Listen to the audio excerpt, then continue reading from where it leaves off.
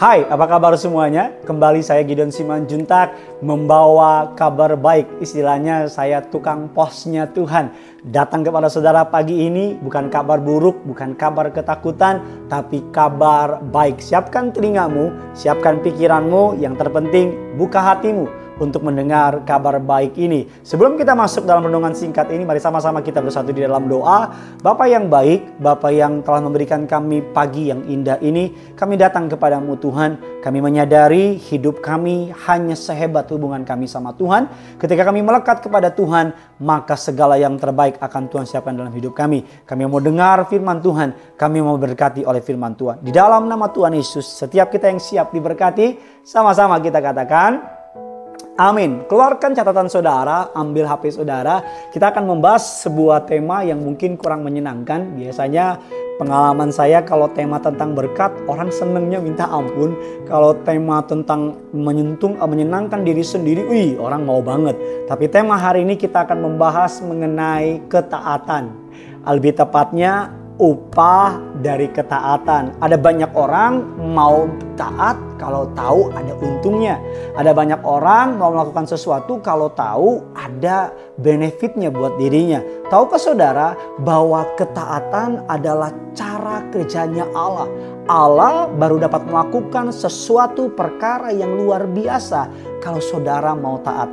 Allah dapat bekerja ketika saudara mau taat. Karena kalau saudara boleh punya iman yang luar biasa, tapi tidak mau taat kepada Tuhan, Allah nggak dapat melakukan apapun juga. Dan seringkali iblis menggoda kita untuk kita tidak taat kepada Allah. Firman Allah mengatakan dalam Filipi 2, ayatnya yang ke-8. Sudah bisa baca di Alkitab saudara, atau mungkin ada di layar saudara.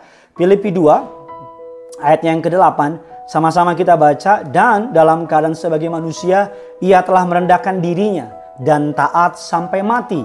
Bahkan sampai mati di kayu salib. Yesus Tuhan sebagai pemilik alam semesta, khalik langit dan bumi, Alfa dan Omega. Dia telah memberikan contoh yang indah kepada kita. Dia taat sebagai manusia. Bukan hanya taat, tapi taat sampai mati. Ulangan 13 ayat yang keempat memberikan kita informasi yang menarik. Dikatakan, Tuhan Allahmu harus kamu ikuti. Kamu harus takut akan Dia. Kamu harus berpegang pada perintahnya. Suaranya harus kamu dengarkan. Kepadanya harus kamu berbakti dan berpaut. Ketaatan berarti memenuhi rencana tujuan Tuhan dalam hidup kita. Dan ketaatan adalah sikap yang menyenangkan hatinya. Sekarang pertanyaannya, apa keuntungan dari kita taat kepada Tuhan? Ya, kalau keuntungan saudara pasti mau dong. Keuntungan yang pertama, Alkitab mengatakan ketika ketaatan mendatangi berkat, ketaatan mendatangi mukjizat. Yang pertama, ketika saudara dan saya taat, maka saudara akan menjadi orang yang berhasil. Dan Alkitab katakan orang yang beruntung.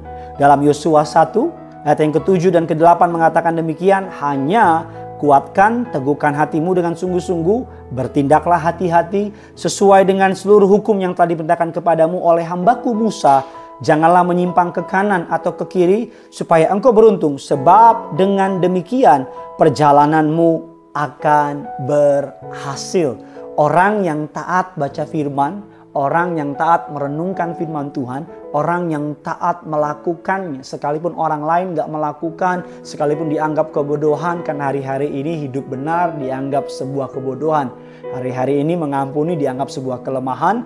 Hari-hari ini taat kepada baca firman Tuhan dianggap buang-buang waktu. Tapi sebagai hamba Tuhan, ayo taat baca Alkitab. Bangun pagi, ambil Alkitabmu. Hari Minggu ke gereja. Taat aja. Engkau akan melihat berkatnya nanti. Engkau akan melihat mukjizatnya dinyatakan atas hidup saudara nanti. Yang pertama, orang yang mau taat akan berhasil dan beruntung. Sama-sama bilang sama saya mau berhasil. Sama-sama bilang sama saya mau beruntung. Sama-sama bilang sama saya harus taat. Haleluya. Yang kedua, berkat dari ketaatan, upah ketaatan adalah mampu berdiri teguh. Karena hanya orang yang hidupnya bersih, hidupnya lurus, hidupnya mengandalkan Tuhan dapat berdiri teguh. Saudara baca berita pengusaha pada kolaps. orang hebat pada kolaps, orang kaya tiba-tiba jadi miskin, orang hebat tiba-tiba jadi biasa saja. Bahkan orang yang kuat tiba-tiba kita dengar dipanggil Tuhan. Pandemi ini merendahkan hati kita semua. Pandemi ini menyadarkan kita semua bahwa setiap kita, kaya, miskin, educated, non-educated, orang hebat atau bukan orang hebat, orang pintar atau orang bodoh, kita semua butuh Tuhan. Dasar firman Tuhan mengatakan demikian. Injil Matius 7, 24-25. Setiap orang yang mendengar perkataanku ini dan melakukannya, ia sama dengan orang yang bijaksana yang mendirikan rumahnya di atas batu. Kemudian turunlah hujan, datanglah banjir, lalu angin melanda rumah itu. Tetapi rumah itu tidak rubuh, sebab didirikan di atas batu. Hanya dengan ketaatan kepada firman-Nya lah maka kita dapat berdiri teguh. Hanya kepada ketaatan kepada Kristus lah maka kita mampu bertahan melewati masa sukar ini. Orang yang taat kepada Tuhan, taat kepada firman-Nya, tidak akan pernah dapat dikalahkan. Dan yang ketiga, yang terakhir di kesukaan saya, mengapa kita harus hidup dalam ketaatan? Apa upahnya hidup dalam ketaatan? Orang hidup dalam ketaatan terhindar dari malapetaka, terhindar dari kutuk, terhindar dari hukuman. Saya seorang ayah, saya punya anak namanya Genesaret Benyamin Simanjuntak. Beberapa sudah pasti kenal, anak yang lucu banget, anak yang pinter banget, anak yang ganteng banget. Ganteng dari mana? Dari papanya, bukan kata saya tapi kata anak saya. Saya berkali-kali bilang sama dia, "Nak, jangan lakuin ini, jangan buat ini. Kalau kamu masukin tangan kamu sini nanti kamu sakit. Kalau kamu buang sini nanti kamu akan mengalami yang namanya hal yang gak menyenangkan buat tangan kamu." Tapi beberapa kali dia gak taat, saudara. Dia tetap lakukan dan tangannya kejepit dan dia nangis dan dia panggil saya. Ketika saya bilang sama dia, "Nakal sih kamu. Kan papa udah bilang, dengerin papa, taatin papa, kamu gak akan sakit." Ketika saya lagi ngomong begitu, Roh Kudus kasih impresi di hati saya. Apa kata Roh Kudus? "Kamu juga begitu dulu. Aku udah bilang jangan, kamu masih lakuin. Aku udah bilang jangan, kamu masih paksain." Mungkin kok anak muda yang sedang menjalin hubungan dengan orang dari kepercayaan yang lain.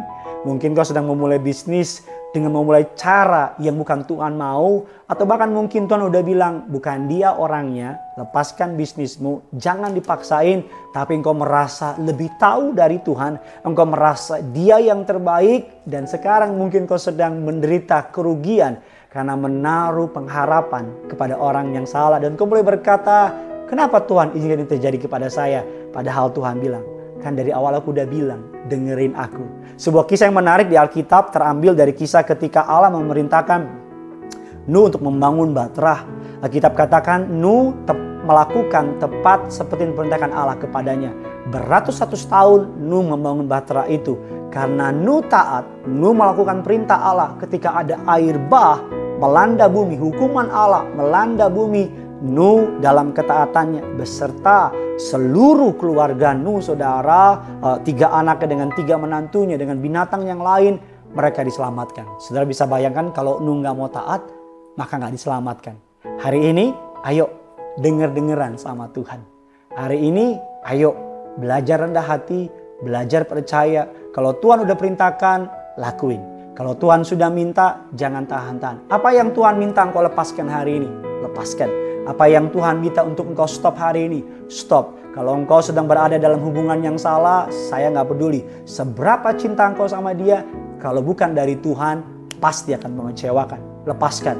Atau bahkan mungkin kau sudah memiliki usaha, usahanya maju, untungnya banyak. Tapi Tuhan tidak berkenan kepadanya, lepaskan.